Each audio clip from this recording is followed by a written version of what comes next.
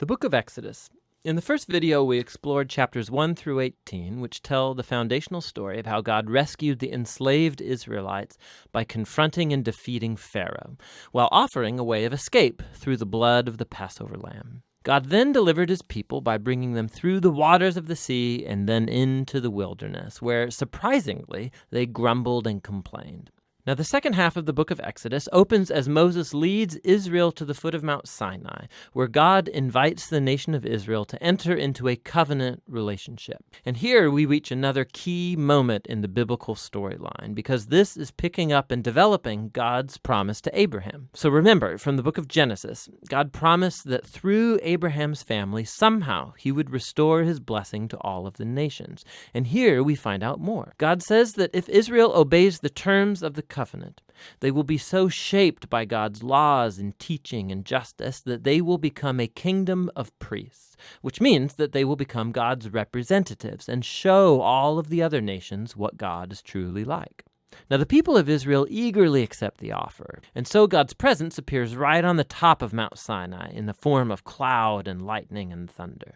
And Moses goes up as their representative, and God opens with the basic terms of the covenant, the famous 10 Commandments. These are like the basic terms of the agreement, how the Israelites and God are going to relate to each other. And then after this come another collection of commands which fill out the first 10 in more detail. There are laws about Israel's worship, about social justice, how they are to live together, all shaping Israel into a nation of justice and generosity that's different from the other nations. So Moses writes down all of these laws, and he brings them down to the people who, again, eagerly agree to enter into this covenant with God. And once they do so, God takes the relationship forward another step. He tells Moses that he wants his holy and divine and good presence to come and dwell right in the midst of Israel, which develops another aspect of God's covenant promises. So remember, after humanity's rebellion in the garden, it was access to God's presence that was lost. But now it's through the family of Abraham that God's presence is becoming once again accessible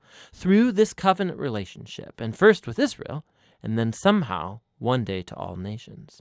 So what follows are 7 chapters of detailed architectural blueprints about this sacred tent called the tabernacle. There's an outer courtyard with an altar, and then in the center there's a tent that has an outer room and then an inner room. And then inside the inner room, which is called the most holy space, is a golden box called the Ark of the Covenant. And there's angelic creatures over the top of it. It's the hot spot of God's presence. Now there's lots of detail in these chapters, and it's important to know that every piece has some kind of symbolic value.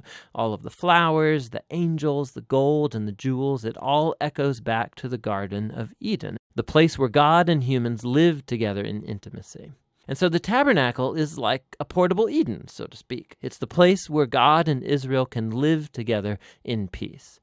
At least in theory, because right here, something goes really, really wrong. Israel breaks the covenant. As Moses is up on the mountain receiving the blueprints for the tabernacle, down below at the camp, the Israelites, they're losing patience. And so they ask Moses' brother Aaron to make for them a golden calf idol so they can worship it as the God who saved them out of slavery in Egypt. Now God's presence, it's right there on top of the mountain. They can see it. But here they are below, breaking the first 2 commands of the covenant they just agreed to. No other gods and no idols. Now what follows is really important. God knows what's happening down below. And so he first invites Moses into his own anger and pain. And he tells Moses what he wants to do, just to wipe Israel out. But Moses intercedes by appealing to God's character. He says, first of all, destroying Israel would be going back on your covenant promises to Abraham.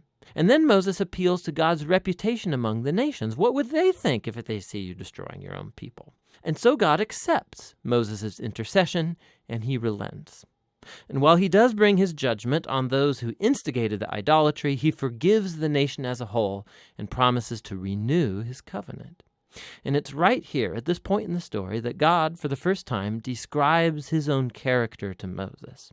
He says, the Lord is merciful, he's gracious, he's slow to anger, abounding in covenant faithfulness. He forgives sin, but he will not leave the wicked unpunished. So we have this tension. God is full of mercy, but also he must deal with evil if he claims to be good.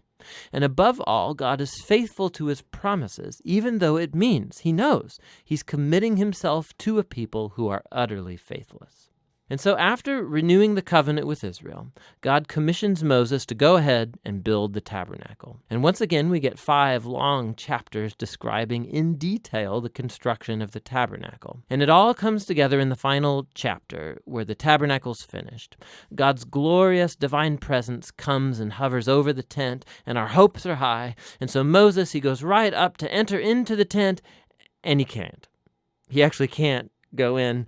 And that's how the book ends. It's really surprising, but not really if you think about it. You can see now how much Israel's sin has damaged the relationship with God in more ways than we realized. So the book opened, remember, with Pharaoh's evil threatening Israel and threatening God's covenant promise. But now, as the book ends, Israel has become its own worst enemy. It's their sin that's threatening the future of the covenant.